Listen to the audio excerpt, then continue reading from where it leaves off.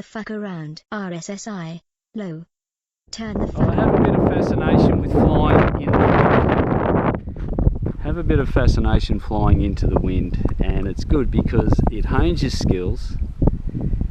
It makes it easier to take off and land, but it's also more challenging to hold the plane there, and you can do some sort of easy aerobatics with the wind helping you, and you can have some fun sliding across. If the wind's going that direction like it is from behind me, you can slide across and do some unusual things, but it's very unforgiving. So let's go. We put the camera on board because I want to see how my landing gear is working out for me. It's too windy to fly the F-35. So we'll put this out. We'll just put one battery through and we'll see how we go. The grass may be a little bit long. It's like the friggin' Wheeler Channel. We're in mid-winds, straight off